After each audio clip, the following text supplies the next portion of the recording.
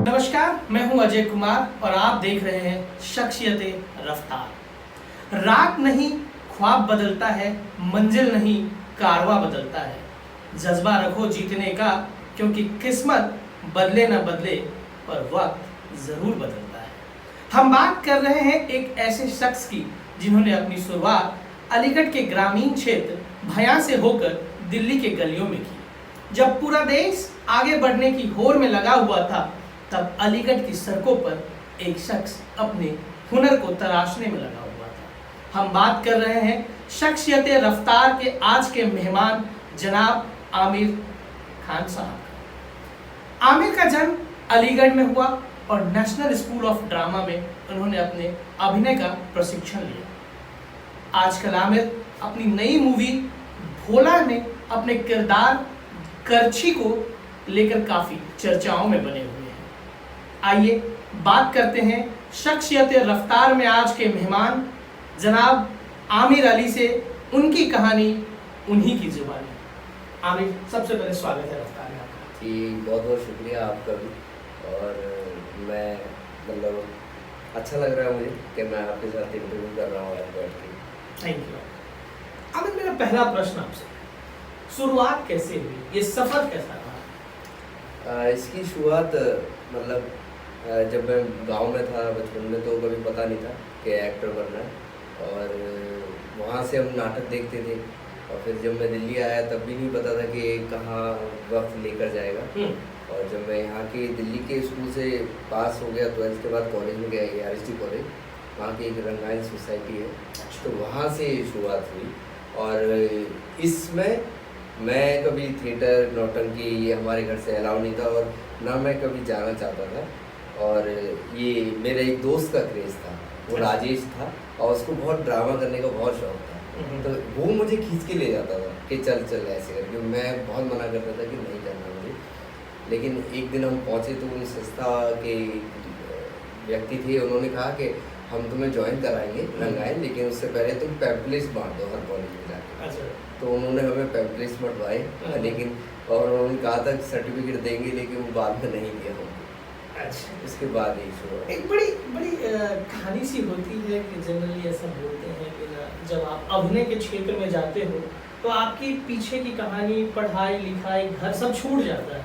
कितनी सच्चाई है इस बातें में कि वाकई में जो हमारे अभिनेता होते हैं, अभिनेत्री होते हैं, उनको क्या वाकई में दिक्कत सामना करना पड़ता है कि जब आप आगे बढ़ते हैं, एक घर परिवार वालों को बताते हैं कि हम एक बसी बसाई नौकरी नहीं करने वाले, हम कुछ अभिनय के क्षेत्र में जाने वाले हैं, हम कुछ ड्रामा के क्षेत्र में जाने वाले हैं। तो एक बेसिक जो फैमिली होती है हमारी, एक मध्यम वर्गीय फैमिली की अगर हम बात करें, बड़ी दिक्कत होती है। आपको भी ये परेशानी झेलनी पड़ी, और अगर हाँ तो इसको आपने कैसे संभाला अपने घर में?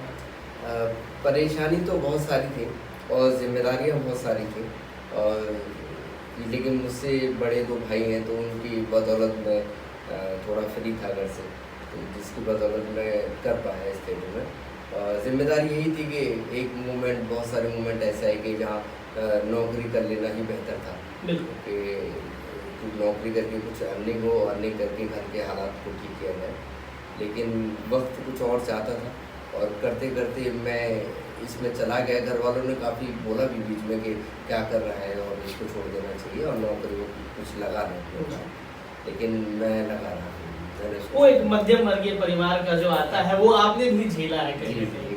तो बिल्कुल झेला है, और हर घर में जो बच्चा होगा वो जिम्मेदार हो इन चीज़ों को झेलता है। अच्छा। लेकिन एक दिन पता था कुछ होगा अच्छा, होने को कुछ और ही मंजूर था। जी बिल्कुल। अब मैं एक चीज़ और आपसे जानना चाहूँगा कि आप अलीगढ़ के भयां से आते हैं, और आज भी अगर मैं कुछ सालों पहले जब आपकी उम्र की बात करूँ, और जिस समय आपने अलीगढ़ से 2003-04 जब बाहर निकलने की कोशिश की थी, तब उस टाइम अलीगढ़ बहुत छोटा जगह हुआ करता था, और दिल्ली की चौखाबाग की रोशनी जो होती है वो कईयों को कहीं और से कहीं और लेके चली जाती है। तो ये अलीगढ़ से लेके दिल्ली तक का सफ़र कैसा रहा आपका? क्या क्या आपने झेला, कैसे इस चीज़ को आप देखते हैं? मेरी परवरिश पूरी गांव में हुई, बहना गांव था मेरा, और वहाँ बहुत अच्छे लोग हैं और बहुत प्यारे लोग थे। और उस गांव में मेरी 8वीं तक पढ़ाई हुई और मैं किसान भी रहा, क्योंकि मेरे मम्मी पापा मुझे पहले वो सब शिफ्ट हो गए दिल्ली, और मैंने 2 साल 7वीं और 8वीं मैंने वहीं पढ़ाई की। तो मैंने इस पढ़ाई से थोड़ा छूट गया था कनेक्शन, लेकिन मैं किसान प्रॉपर बन गया था। अच्छा।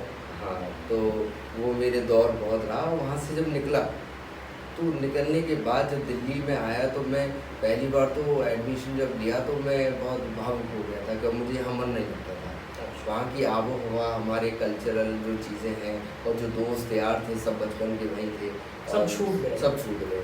और वो छूटना दिल्ली में जब आना, और मेरे लिए बहुत अटपटा था। और आज भी दिल्ली में मेरे बहुत चुनिंदा, जो मोहल्ले में बहुत चुनिंदा दोस्त हैं। अच्छा। तो सो मैं एक तरीके से ये समझने की कोशिश कर रहा हूँ कि आपके चुनिंदा दोस्त, कुछ खास दोस्त और लिमिटेड दोस्त हैं।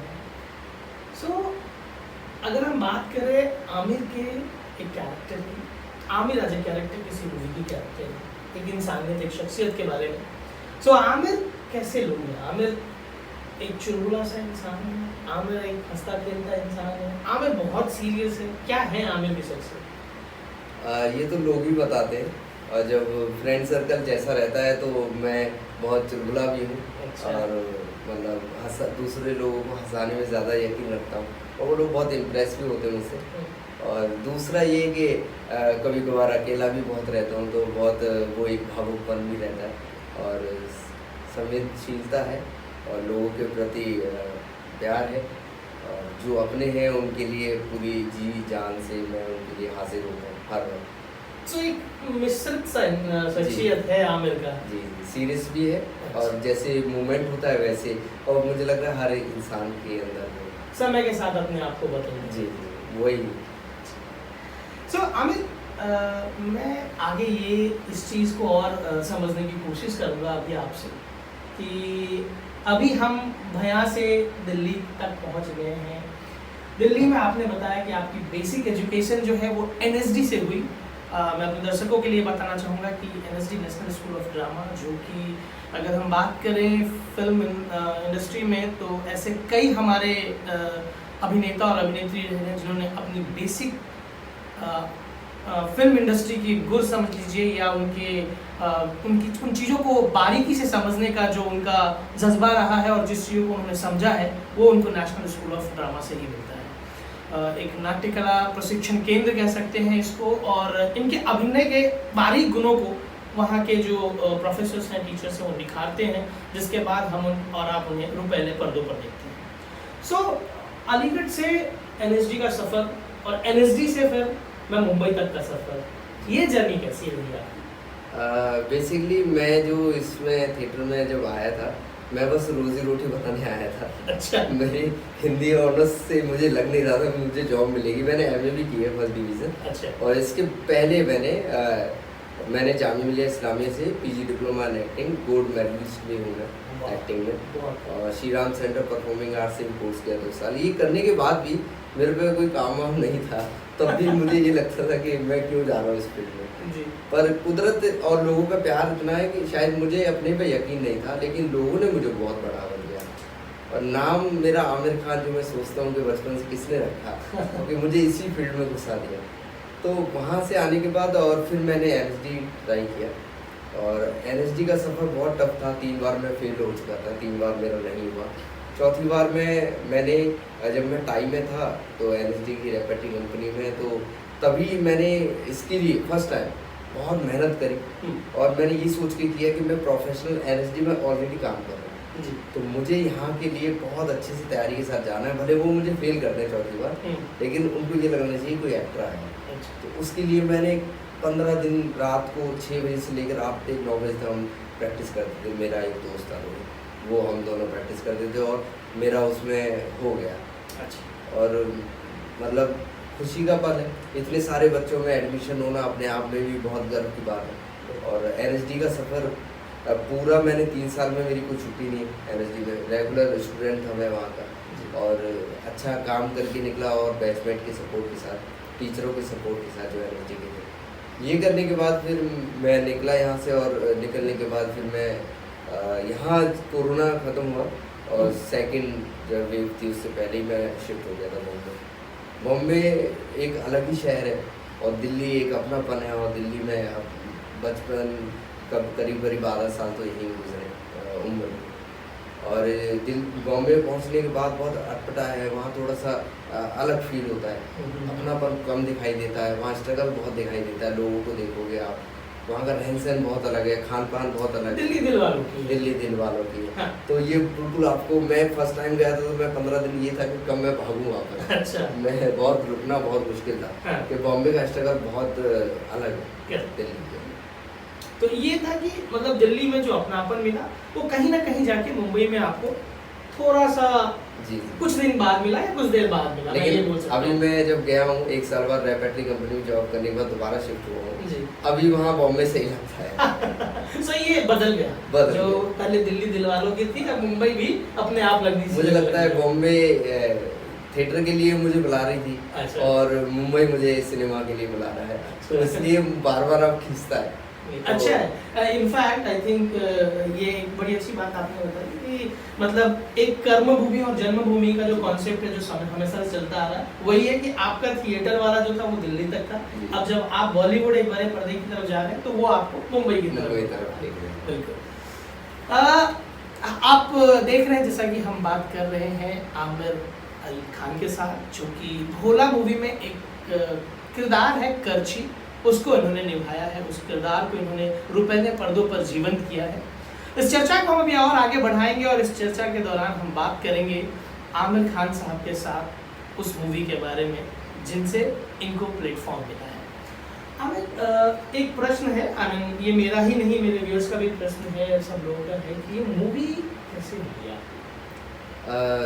मैं बॉम्बे छोड़ के वापस यहीं रेपेटरी कंपनी में आ गया था, एनर्जी में मुझे जॉब लगी थी, और इसी बीच जॉब खत्म होने से पहले ही और मुझे एक ऑडिशन आया एंटी कास्टिंग से, और उन्होंने मुझे बोला कि ये है अजय सर की फिल्म है, ऐसे बना के भेज दो। और इसमें क्या है कि बहुत मुश्किल है, आप ऑडिशन देते जाओ, कब वक्त खुल जाए पता नहीं है इसका। तो पहले भी मैंने दिए थे 3-4 मूवी के लिए। तो जिस दिन आया था मेरी रिहर्सल चल रही थी और शो चल रहे थे उस बीच, तो उन्होंने बोला कल भेज देना। मैं कि ठीक है। मैं कल भी नहीं दे पाया रिहर्सल की वजह से, परसों भी नहीं दे पाया, ऐसे 3-4 दिन गुजर गए और मैं नहीं दे पा रहा था। एक दिन उन्होंने बोला कि आज PPM है, आज कैसे भी करके दे दो, अजय सर देखेंगे, ऐसे बात है। तो मैंने वो बीच में एक गैप मिला था रिहर्सल के, और मैंने एक दोस्त पकड़ा अपना और सीधा चुपचाप बनाता था कि अलाउ नहीं है। रेपेटरी में क्या है कि आप कॉन्ट्रैक्ट बेस पे आप एक काम करेंगे सिर्फ, वो दूसरे काम के लिए और दूसरा नहीं करेंगे। तो मैंने बोला ऑडिशन तो दे ही सकते हैं, प्रैक्टिस होती है एक्टर की, और भेजने में क्या है। तो हमने वो मात्र 15 मिनट में बनाया, और 15 मिनट में मैं होमवर्क पहले से करके आया था, और 15 मिनट बना के हमने भेज दिया। और करची की एक अभी मुझे पता चला कि एक जिनका सिलेक्शन और किसी का हो चुका था, अच्छा। अजय सर को पसंद है और उनका हो चुका था वो उसमें करची के लिए। उन्होंने मुझे बताया कि भाई आपने रातों रात वहाँ तख्ता पलट दिया, आपने एक ऑडिशन भेजा, सर ने बोला, अजय सर ने कि यही किसी को उठा लो, यही चाहिए मुझे, इसी की मुझे जरूरत थी। अच्छा। फिर वो एंटी कास्टिंग वालों ने मुझे बताया कि उन्होंने एक बात कही जब हमारी कास्टिंग हुई करची के लिए, तो उन्होंने कहा कि देखो कितना अच्छा संयोग है कि अजय, तब्बू और आमिर खान। वो नाम का जो एक फायदा है वो भी कहीं ना कहीं मिल रहा है। हाँ, उनको एक करची के साथ उनको एक नाम भी उनको मिल गया कि चलो एक साथ में। फिर उसके बाद मुझे कास्टिंग, वहाँ से अगले दिन फ़ोन आया कि आप लॉक हो गए हो आमिर, ऐसे ऐसे बात है। तो मैं दुविधा में था कि जॉब करूँगी, यही करूँ, क्योंकि वहाँ 50,000 रुपये महीना मिलते थे। ये भी अच्छा है मेरे लिए, एक अमाउंट था बहुत अच्छा। हाँ, लेकिन जैसे कि फिर मन बनाया कि नहीं, ज़िंदगी में रिस्क लेना भी बहुत ज़रूरी है। और फिर मैंने अजय सर से जब पहली बार मुलाकात हुई तो सर ने मुझे बोला कि सरकारी छुट्टी दे दो। तो अप्रोच लग जाएगी, सरकारी छुट्टी में दे दो, हो जाएगा सरकारी। मैंने बोला नहीं सर, वो थोड़ा आर्टिस्टिक है, अगर एक आर्टिस्ट चला जाता तो हमारा पूरा नाटक खराब हो जाएगा, तो मैं नहीं कर पाऊँगा और मैं छोड़ दूँगा उसको। तो आखिरकार मैंने फिर वो जॉब छोड़ी और ये फिल्म को चुना। बहुत आपके फिल्म इंडस्ट्री से एक लाइन यहाँ पे याद आ रहा है जिसको मैं बोलना चाहूँगा। रिस्क है तो इश्क है। जी, ये जी। अभी किसी मूवी में हालिया में मैंने देखा था, उसमें ये बड़ा अच्छा डायलॉग सा था जी। कि रिस्क है तो इश्क है। तो वही इश्क आपको रिस्क लेने पे मजबूर कर जी, दिया। जी। और इसका नतीजा ये हुआ कि नाम तो बस एक संजोग है, जो आपकी मेहनत थी, जो आपका एक जुझारूपन था अपने ड्रीम के प्रति, वो आपको एक प्लेटफॉर्म दे गया और उसको आपने पा लिया। जी, जी, यही था। और इश्क है, वाक़ई में है। अब भोला से हो गया है, अजय सर से हो गया है। अरे वाह! और उस पूरे उनकी फैमिली जो थी, वहाँ क्रू था, तब्बू मैम और जो उनके साथी थे, सबसे बहुत लगाव हो गया एक फैमिली की तरह। और मज़ा आता है उनके साथ देख काम कर रहे हैं। काम करके। बहुत खूब, बहुत खूब। अमित, एक चीज़ और पूछना चाहूँगा आपसे कि आपने ये पूरे शूटिंग के दौरान आपने उनके साथ तकरीबन 2-3 महीने का ये पूरा हाँ। चला होगा आपका। मेरा 50 डे का उनके साथ कॉन्ट्रैक्ट था। हाँ। और उसमें से 45 डेज़ तो उनके साथ मेरे शायद हैदराबाद में थे, अच्छा। बॉम्बे में 3-4 थे। सो आपने बताया कि क्रू के साथ रहते रहते आप एक फैमिली की तरह उनसे हो गए। हम मैं बाहरी दुनिया बोलता हूँ, फिल्म इंडस्ट्री से एक अलग दुनिया जहाँ हम देखते हैं फिल्मों को रुपये पर्दों पर, वहाँ हमारे बारे में जो खबरें आती हैं वो ये होती हैं कि अजय देवगन एक बहुत ही मजाकिया किस्म के इंसान हैं। वो अपने क्रू को, अपने सेट पे हर लोगों को इंगेज करके रखते हैं, मस्ती मजाक के साथ रखते हैं। ऐसा कोई वाकया जो आपके साथ हुआ है जिसके आप विटनेस बने हो? मैंने ऐसे तो देखा नहीं। सर को बहुत डेडिकेशन के साथ, पैशन के साथ उनके काम को, और मैं भी इस चीज़ को फॉलो करता हूँ। जिस तरह डेडिकेशन और बहुत एक माहौल होता है एक्टर का काम करने का, वो मुझे वहाँ मिला। और उस तरह के एक्टर डायरेक्टर हैं वो, तो बहुत पैशनेट है सिनेमा के लिए। और यही उनकी मुझे खूबी बहुत तगड़ी लगी कि सर में इतना काबिलियत है। और रही हंसी मजाक की, और वो हर किसी से बहुत नॉर्मल तरीके से बिहेव करते थे। स्टारडम का कोई उनका वो नहीं। उनके दोस्त यार सब एकदम ऐसे मुंबईया टपोरी लैंग्वेज में बात करते थे। अच्छा।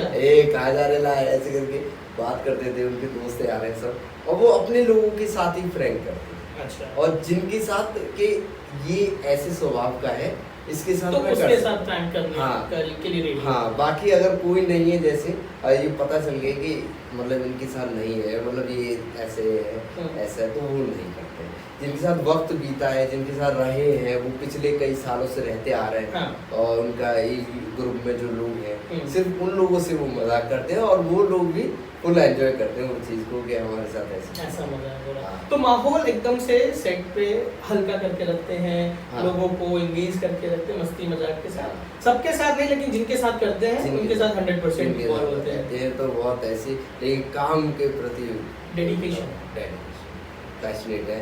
एक्टर से पहले वहाँ सेट पे आ जाते थे, और मैं उनको नोटिस करता था कि हमेशा वो काम के बारे में ही सोचते हैं। एक बड़ी अच्छी चीज़ आपने बताया कि समय से पहले बाहर की दुनिया में, फिल्म इंडस्ट्री से अलग एक दुनिया, बड़ी कहानी है कि हमेशा अभिनेता और अभिनेत्री सेट पे सबको वेट करवाते हैं। वो एक समय का ख्याल नहीं रखते हैं। ऐसा कई दफ़ा हमने पढ़ा है, हमने लिखा है, हमने कई सोर्सेज से हमने सुना है। कितनी सही बात है ये अजय देवगन साहब के बारे में? नहीं, सर बिल्कुल टाइम पे रहते थे, और हमसे पहले ही आ जाते थे। और ये सब अफवाह कह सकते हैं आप, कि लोग सोचते बहुत है, ऐसा है नहीं। वो भी हमारी तरह नॉर्मल ही है, और नॉर्मल तरीके से रहते हैं, और अपना काम कर रहे हैं। जैसे आप मेरे साथ अभी बैठे हैं, ये काम, ऐसे ही हम कोई, मैं एक्टर हूँ, मेरा काम है एक्टिंग करना, बिल्कुल। तो सेम उनका भी यही है। और टाइम पर आना, काम पूरा करना, एक शेड्यूल होता है पूरा पैक। इस शेड्यूल में उनको चीज़ें खत्म करनी होती हैं, तो पूरा एक उनका शेड्यूल है तगड़े तरीके से, तो कोई लेट वेट का कोई चक्कर नहीं रहता। ये सिर्फ एक महज अफवाह है, अफवाह है। लोगों ने बढ़ा चढ़ा के बाहर आते। और कुछ एक्टर होंगे जो भी रहे होंगे, वो अपने टाइम के अनुसार जैसा आते हैं, वो पुराने टाइम में होता था। लेकिन आज के आर्टिस्ट बहुत टाइम पे आने लगे हैं, प्रोफेशनल हो गए हैं हाँ। आज के आर्टिस्ट। आज के आर्टिस्ट बहुत टाइम पे आना, टाइम पे जाना, सब शेड्यूल हो गया है। पहले नहीं होता था, पहले वेट करते थे कब आए क्या है, तो शेड्यूल पहले नहीं थे, अब पूरा शेड्यूल के साथ काम होता है। करछी के सेट पर कुछ ऐसे वाकये जो आपको याद हो, जो आप हमारे दर्शकों के साथ शेयर करना चाहें? मतलब ये था कि 2-3 चीज़ थी। जब मैं फर्स्ट टाइम हैदराबाद में शूटिंग था, और पहला पता चला कि पहला शूट जो है सर का मेरे साथ ही है। अच्छा, और एक स्टार के साथ करना थोड़ा घबराहट तो होती है। पहली कि- दफा अजय हाँ, देवगन के साथ सर, स्टेज से और करना। हम उनके फैन हैं। हाँ। बचपन से उनकी फिल्में देख के बाहर गांव में सिनेमा वो लगता था VCR वो देखा है हाँ। उनकी पिक्चरों से, और उनको देख के बड़े हुए। जब मैं सेट में पहुंचा तो किसी ने बोला कि कर्ची तुम्हारा ही नाम, मेरा कर्ची पड़ गया था, वो कर्ची बोलते हैं, हाँ।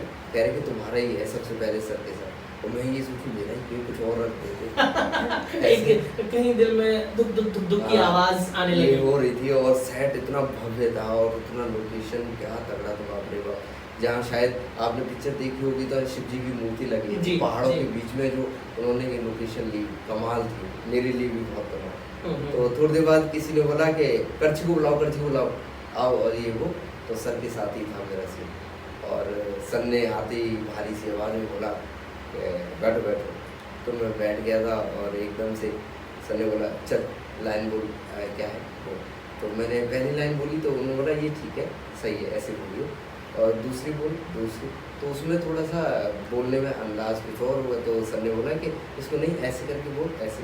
तो मैंने वो बोल दिया। इस बीच क्या हुआ कि मेरे फंबल लग गए थोड़ा, क्योंकि एक सर यहाँ बैठे हैं आपके बिल्कुल सामने और मैं उनके सामने, मतलब मैं ज़्यादातर ये सोचता हूँ कि मैं अपने टीचर के बराबर में बैठने में भी कतराता हूँ आज भी, कि मैं नहीं बैठूँ, क्योंकि मुझे ये सिखाया गया है कि कभी गुरुजन के नर्वस हो गया। हाँ एक छोटा सा। गुरुजन के बराबर में नहीं बैठते, हाँ। ये परंपरा। तो मैं उस बैठ गया और फंबल लग गया।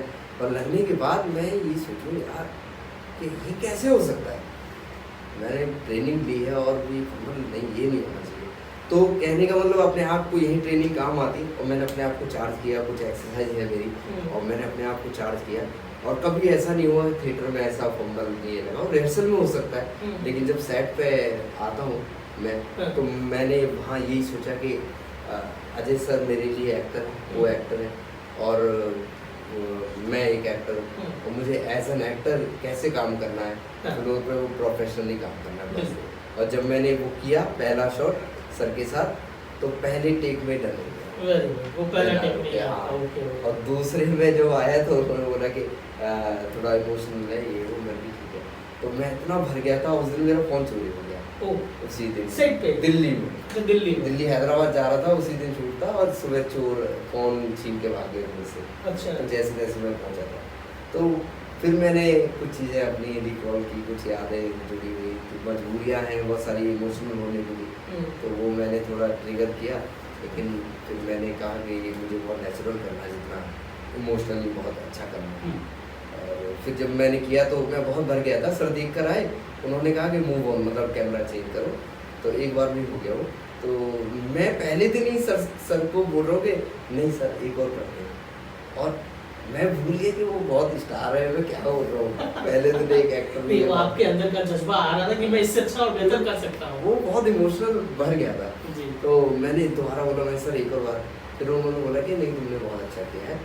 अच्छा, तो तब मैं ठंडा रियलाइज हो गया, अच्छा मैं शायद फिर मुझे समझा नहीं एक सुपरस्टार से मैं क्या हूँ। अरे नहीं, तो मैं इस चीज को ऐसे देख रहा हूँ आमिर कि शायद वो आपके अंदर का जज्बा था जो कि आपको बार बार एक स्टार पे भी बोलने के लिए मजबूर कर रहा था कि क्यों ना इसको एक बार और ट्राई किया जाए, एक बेहतर और निकाला जा बेहतर सकता है। करने की कोशिश थी। और हर कलाकार जो रहता है उसके अंदर के मैं बेहतर करूँ, शिकायत का वो मौका ही ना हो कि तुमने क्या किया। और ये थिएटर आर्टिस्ट के साथ रहता है कि अगर मुझे एक रीटेक का मौका मिला है तो मैं एक बार और देना चाहूंगा। बहुत मुश्किल है, रीटेक तो पहले में ही हो जाता है। बिल्कुल। भोला के सेट पे जैसा कि आमिर ने बताया कि इन्होंने बहुत मस्ती करी, और अजय देवगन साहब के बारे में हम जानते हैं कि वो अपने क्रू के साथ काफ़ी प्रैंक करते हैं। ऐसी एक आध घटनाओं के बारे में हमें बताया है आमिर। ऐसी कुछ और घटनाएं आमिर जो आपको याद हो और सेट पे जो आपके साथ घटित हो और जो आप हमारे दर्शकों के साथ शेयर करना चाहें?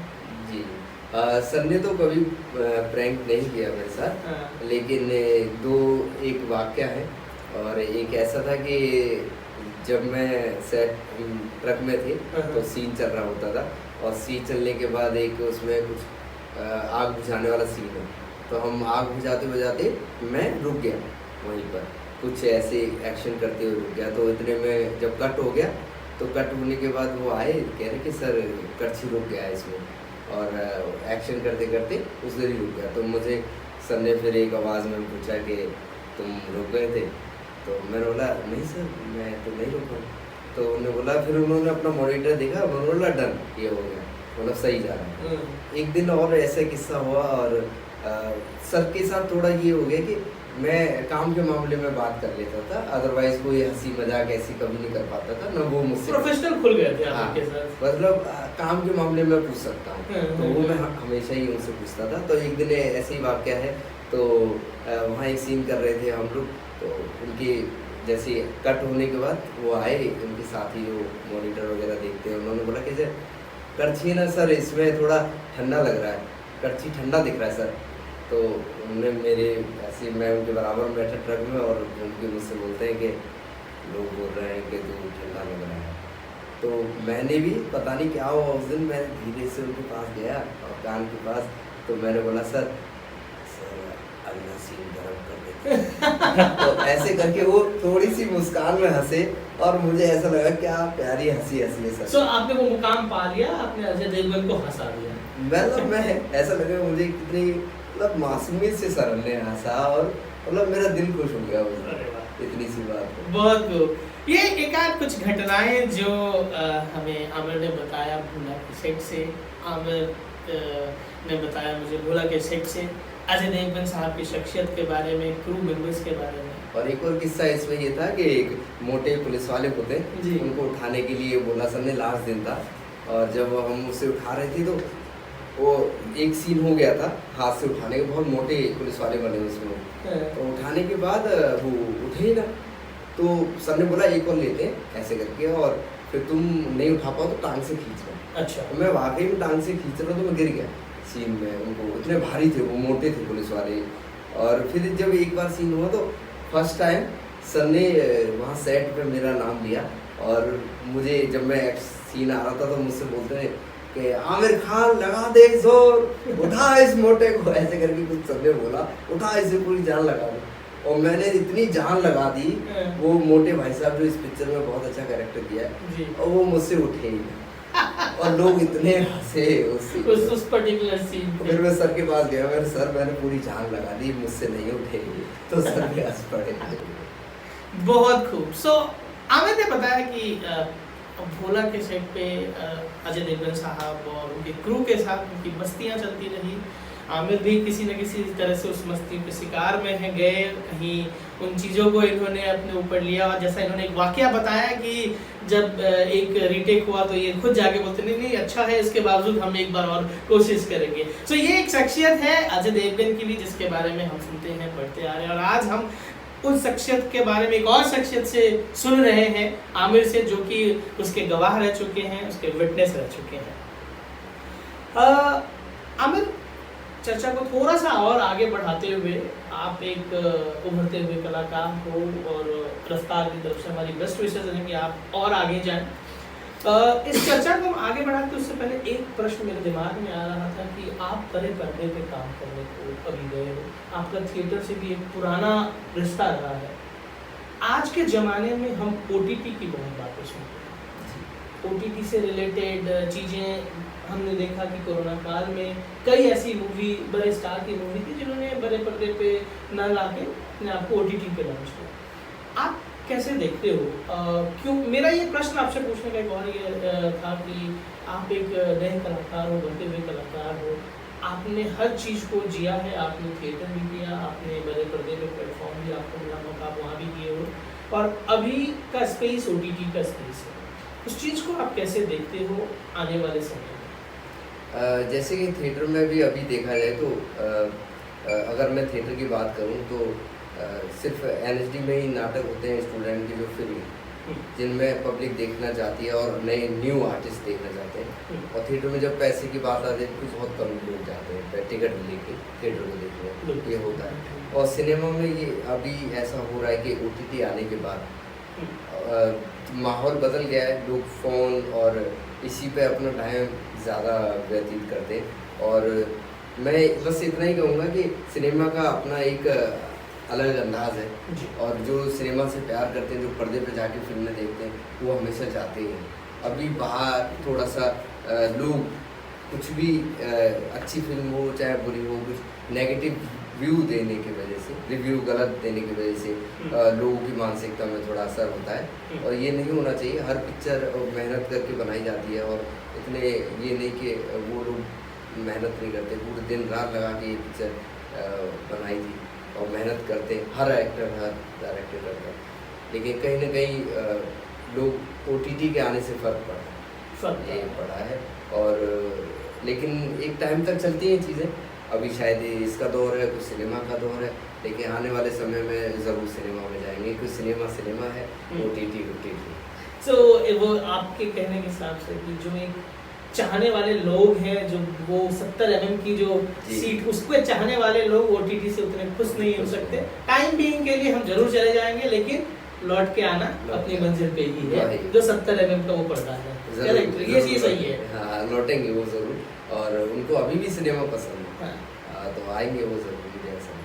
बिल्कुल, ऐसा मेरा भी मानना है कि एक 70 mm के पर्दे पे जो चीज़ मिल सकते हैं और जो उसकी एक दिल से जुड़ी हुई भावनाएं होती हैं, वो शायद OTT हमें वो प्लेटफॉर्म जरूर मिल गया है, लेकिन वो अभी भी वो अंदाज जो है डिलीवरी का वो बाकी है। वो आई थिंक 70 mm के पर्दे पे। हम बात कर रहे थे शख्सियत रफ्तार में। आज के हमारे मेहमान आमिर खान साहब का नाम एक संजोग है, लेकिन इनका मेहनत, इनके पीछे की जुझारूपन इनको आज ये मुकाम पे लेके आ चुका है जहां हर एक उभरते हुए कलाकार की ख्वाहिश होती है। हम बात कर रहे हैं इनके आने वाले फिल्म फुकरे की। फुकरे 3 के बारे में हमने बस सुना कि आप उसमें भी पार्टिसिपेट कर रहे हैं, आप उसमें भी आ रहे हैं। मैं जानता हूँ कि शायद आप बहुत ज़्यादा बताने के उस अवस्था में अभी नहीं होंगे, लेकिन कुछ ऐसी चीज़ें जो कि हवाओं का दौर गर्म है, तो आप उस बारे में बताना चाहेंगे फुकरे 3 के बारे में। फुकरे 3 का ये है कि पहले से ऑडियंस उसकी है, दिल्ली के लोग बहुत पसंद करते हैं फुकरे 3 को और फुकरे को। और मैं भी था जब स्कूल टाइम पे ये पिक्चर आई थी, कॉलेज का फर्स्ट ईयर था कुछ ऐसा, सेकेंड ईयर, तब ये पिक्चर आई थी। और हम लोग खुद ही इतने दीवाने हुए थे उस पिक्चर के, और लोग क्रेजी हैं उस पिक्चर को देखने के लिए। वो जुड़ाव है उससे, और ये 3 भी मुझे लग रहा है उसी अंदाज से बन रही है और उसी माहौल से बन रही है। और देखते हैं, मेरा एक इंटरेस्टिंग सा सीन है इसमें फुकरे में, और मुझे लग रहा है ये लोगों को ये बहुत पसंद आएगा। हाँ, तो ये बहुत अच्छा है। गेस कि कब तक ये पब्लिक के लिए ये सितंबर में आ रही है, जिस हिसाब से उन्होंने अनाउंस किया कि सितंबर में ये पिक्चर आएगा। तो सितंबर में हमारे पास आमिर का एक और मूवी है जिसके लिए फुकरे की जो बात कर रहे हैं। फुकरे के बारे में थोड़ा सा बता दूं कि ऑडियंस सेट, जैसा आमिर ने बताया कि ऑलरेडी एक ऑडियंस सेट है। दिल्ली की जनता को, दिल्ली के लोगों को ज़्यादा पसंद है, सब हाउ रिलेट कर पाते हैं फुकरे से। और उसमें भी फुकरे 3 जो अपकमिंग है, उसमें भी आमिर का एक रोल है, और ऐसा मुझे विश्वास है कि आमिर उस रोल के साथ भी हम लोगों को बहुत मस्ती कराने वाले हैं। आमिर, आपने बताया अपनी शख्सियत के बारे में कि आप समय के साथ, लोगों के साथ अपने आप को ढाल लेते हैं। सो अगर मैं समझने की कोशिश करूं कि आमिर एक बहुत चुलबुले और सीरियस काइंड के इंसान नहीं है, तो इस हिसाब से आमिर रफ्तार की व्यूअर्स के लिए कोई एक ऐसा संदेश देना चाहेंगे कि ज़िंदगी का फलसफा कैसे जिया जाए, कैसे आगे बढ़ाया जाए उसको? अगर एक्टिंग के पॉइंट ऑफ व्यू से कहूँ या आम जिंदगी के, मैं दोनों पॉइंट ऑफ व्यू जानना चाहूँगा आमिर। मतलब अगर ऐसे जीना है तो मैं ये कहूँगा कि अभी इतना बुरे टाइम से हम लोग गुजरे हैं। कोरोना का बीच का टाइम इतना ख़राब था सब लोगों के लिए, और रोज़गार से लेके, ज़िंदगी से लेके सब लोग हताश थे। तो मुझे लगता है वो बुरा वक्त चला गया है, और फिलहाल अभी मुझे लगता है जितना मौज मस्ती के साथ, जितना अच्छे व्यवहार के साथ और जितना प्यार मोहब्बत से लोगों के साथ कनेक्ट रहे, और उनसे जो गुस्सा कर रहे हैं उनसे भी प्यार कर रहे हैं, और जो नफरत से जुड़े हैं उनसे भी प्यार कर रहे हैं, और जो प्यार कर रहे हैं उनसे भी और ज़्यादा उनसे तो और ज़्यादा प्यार करें। हाँ, तो ये आमिर का स्टेटमेंट है या फिर ये मेरा ही है? मुझे लगता है कि अगर कोई आपसे नफरत कर रहा है तो उसको भी माफ़ कर देना आना चाहिए। ये आमिर एक इंसान का, आमिर द एक्टर का क्या है? एक्टर के पॉइंट ऑफ व्यू से ये है कि अगर तुम्हें इस वे में जाना है, अगर एक्टिंग के पॉइंट ऑफ व्यू से अगर इस तरफ जाना है आपको, सिनेमा की तरफ, तो आप पूरी मेहनत करें और लगन से जुड़े रहें। एक चीज़ मैंने ज़िंदगी में सीखी कि आपका स्ट्रगल ही आपको एक मुकाम तक पहुंचाता है। उसमें बस आपका हार्ड वर्क, आपकी मेहनत और आपका पैशन, वो दिखाई देना चाहिए। मैं आया था इसमें रोजी रोटी बनाने के लिए कि चंद पैसे 15-20 हज़ार रुपये कमाऊँगा और उसी से घर वर चलाऊँगा, और यही तक सोचने के लिए आया था। लेकिन जब आप मेहनत करते हो, जब आप पाते हो, तो एक टाइम के बाद अब 50,000 60,000 की नौकरी भी मैंने नहीं की, ये मेरा अचीवमेंट था। और एक टाइम के बाद आपको मिलना शुरू हो जाता है जब आप अच्छे लेवल पे पहुंच जाओ, ये तय है। आप अपनी मेहनत को कभी ना छोड़ो। मेहनत को कभी ना छोड़े, आप अपने मुकाम पर जरूर पहुंचोगे। ये एक लाइन है जो आमिर ने आज हमें बताया, जिसको वो फॉलो करते हैं और उसको फॉलो करते करते आज अपने मुकाम के आसपास ज़रूर पहुंचने की कोशिश कर रहे हैं और वो पहुंच चुके हैं। हम बात कर रहे थे शख्सियत रफ्तार में आज के हमारे मेहमान आमिर खान साहब का, एक उभरते हुए कलाकार जिन्होंने अपनी मेहनत के दम पर बिना गॉडफादर के फिल्म इंडस्ट्री में अपनी जगह बनाने की कोशिश शुरुआत जरूर कर दी। रफ्तार की टीम की तरफ से मैं आमिर आपको बहुत बहुत शुभकामनाएं देता हूँ कि आप अपनी मंजिल पर जल्द से जल्द पहुँचे। जी, वो शुरुआत हो गई है, और मैं भी शुक्रिया अदा करता हूँ रफ्तार चैनल का, जिन्होंने मुझे इनवाइट किया और इस इंटरव्यू के लिए बुलाया। और दर्शकों से यही है कि अभी भोला लगी हुई है, आप जाइए और करछी और वो भोला फिल्म का आनंद लीजिए। और बहुत अच्छी फिल्म है, बहुत मेहनत से बनाई गई फिल्म है, तो ज़रूर देखिए उसको। जरूर देखिए, भोला मूवी चल रही है, अपने नज़दीकी सिनेमा घरों में जाएं और करछी के किरदार निभाने वाले आमिर खान साहब का ज़रूर वो सीन देखें और हमें हमारे सोशल हैंडल्स पे जरूर टैग करें। धन्यवाद। ये थे हमारे शख्सियत रफ्तार के आज के मेहमान जनाब आमिर खान साहब।